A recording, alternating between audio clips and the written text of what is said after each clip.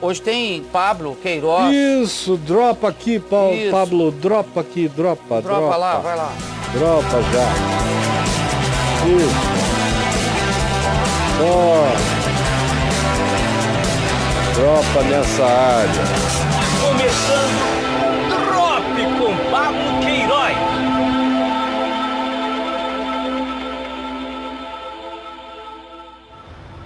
Fala Caião, fala Braulio, fala galera do Papo de Graça. Hoje eu tô aqui visitando meu amigo Adriano Farias. Tô aqui, hoje eu tô na empresa dele onde ele conserta ar-condicionado de carro. E Caião, batendo papo aqui com o Adriano é uma pessoa que eu amo, que eu aceito ele do jeito que ele é um cara muito especial pra mim.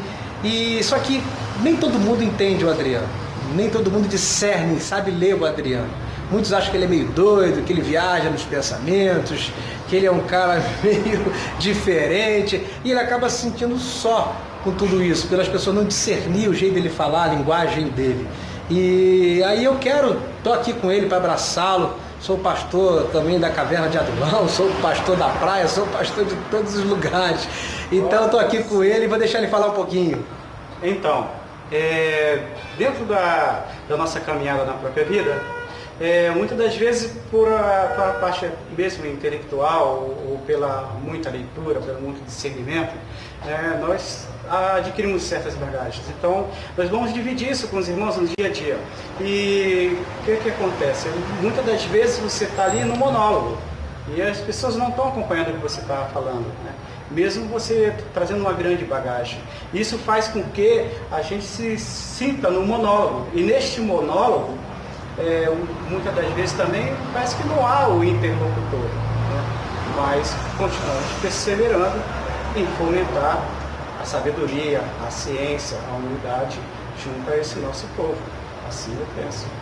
Muito bem, esse é o grande Adriano, figuraça, gente boa, gente fina. Estou aqui para caminhar junto com ele. E aí, Caio, esse aí fica o drop de hoje. Como é que a gente faz? Como é que um ser humano como o Adriano lida com essas pessoas que estão ao redor e não o discernem? Acho que ele tem um parafuso a menos ou um a mais, né? Ou um a mais. Porque eu imagino que às vezes é difícil, né? A gente quer ser discernido, quer ser aceito, quer ser amado e nem todo mundo consegue discernir. Às vezes as pessoas só aceitam os seus iguais e não consegue compreender o outro como ele é.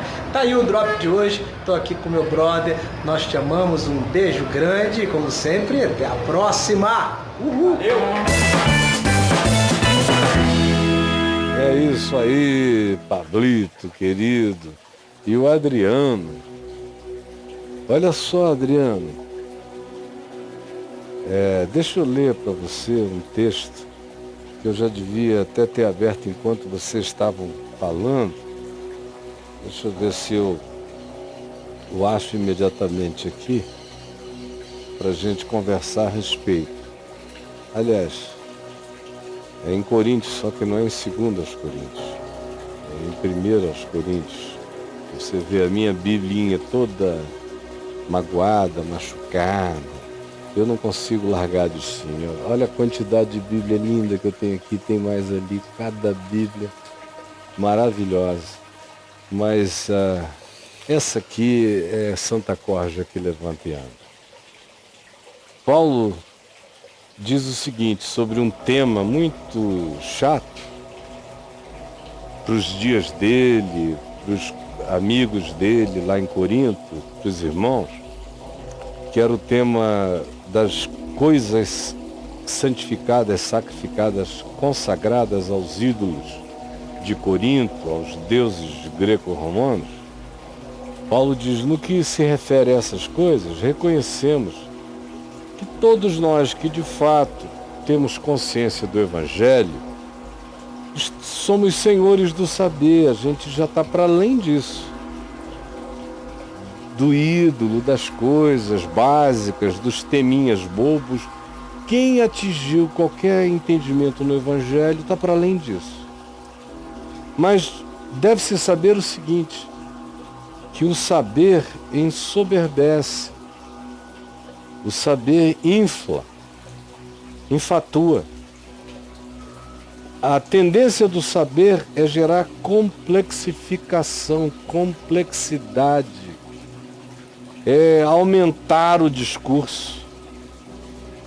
O saber sozinho de si mesmo não ajuda, ele ensoberbece. O que facilita a vida é o amor. Paulo diz, mas o amor edifica. E se alguém julga saber alguma coisa, se alguém acha que sabe mais do que os outros, com efeito, não aprendeu ainda como convém saber. Mas se alguém ama a Deus, esse é conhecido por Deus, é só isso que importa. É ser para Deus. Ser conhecido por Deus. E quem ama a Deus, só ama a Deus porque é conhecido por Deus, porque Deus é amor. O que é que Paulo está dizendo aqui? Que diante de temas muito básicos da vida, tolos, como dos alimentos sacrificados aos ídolos, às vezes a tendência de um cristão que saiba mais, que tenha passado daquilo, é achar tudo tão idiótico que no próprio ato de explicar a gente acaba esmagando ou desprezando o outro. Essa é uma tentação em relação à qual todos nós estamos sujeitos quase todos os dias, e eu lido com ela todos os dias. Porque às vezes você já foi tão para além daquilo que ter que lidar com aquilo de novo gera uma impaciência arrogante, soberba, em relação à qual todas as vezes que eu vejo no meu coração surgir aquela paciência que venha carregada de arrogância, porque às vezes é uma impaciência até estereotipada, não tem nem nada a ver com o mal-estar que provoque em si. Mas quando é gente que devia ter entendido e que não entende nunca, dado ao tempo decorrido, às vezes o coração quer, de algum modo, e às vezes, segundo a carne até, segundo a intelectualidade, o discurso, a comprovação do conhecimento, fazer-se entender, isso enfatua a gente. E quanto mais enfatuado, ensoberbecido pela impaciência em relação à questão considerada tola, quanto mais, menos. Quanto mais eu assim fico, e menos eu explico, menos eu consigo, e menos eu simplifico. O que é extraordinário no curso da vida é que, por exemplo, quando eu era jovem, as minhas respostas eram imensamente elaboradas. Alguém me fazia uma pergunta, eu às vezes, enquanto a pessoa ia me perguntando, eu tinha uma memória extraordinariamente boa, infinitamente melhor do que ela é hoje.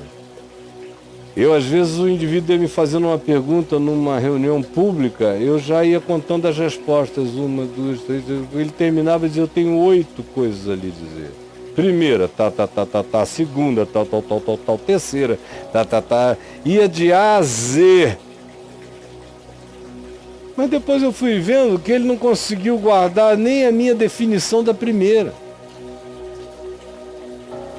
E que aquilo era muito mais uma estruturação que tinha a ver comigo respondendo para mim do que comigo respondendo a ele. Eu tentando conversar com ele e me comunicar com ele. E quanto mais os anos passaram, mais simples foram ficando as minhas respostas. Eu me lembro de um dia que uma pessoa que à época, início dos anos 80, era um bom amigo meu, me falou, Caio, eu sonho com o dia na tua velhice em que todas as tuas respostas serão reduzidas a uma frase. Eu fiquei pensando, falei, que pretensão a dele achar que que isso tudo que eu digo eu consigo reduzir a uma frase. Sim, cara. E os anos passaram, isso foi em 80, 81, ele me falou e eu guardei no coração como um desafio. E quanto mais o tempo passa, mais eu vejo que eu respondo as mesmas coisas de maneira infinitamente mais simples e algumas coisas com uma frase. Porque o importante não é o quanto você saiba, o importante é como você sabe. E esse como saber, que Paulo diz que tem que ser um saber com amor, simplifica. O amor simplifica tudo. Ele não gera simplismo, mas ele produz simplicidade. De modo que aquilo que alguém gaste 1000 palavras para dizer, você, num parágrafo singelo, diz e amplia muito mais. É só a pessoa ter a paciência de ouvir, de entender o que nem todo mundo tem. De modo, meu querido, que, contando aqui para mim, Adriano, eu vi como provavelmente o seu modo de falar seja prolixo, longo. E algumas pessoas não têm paciência, não é só para o que você diga, é também para o modo como você diz. Por isso eu sugiro que você diga menos, que você não se sinta com necessidade de provocar nada nos outros.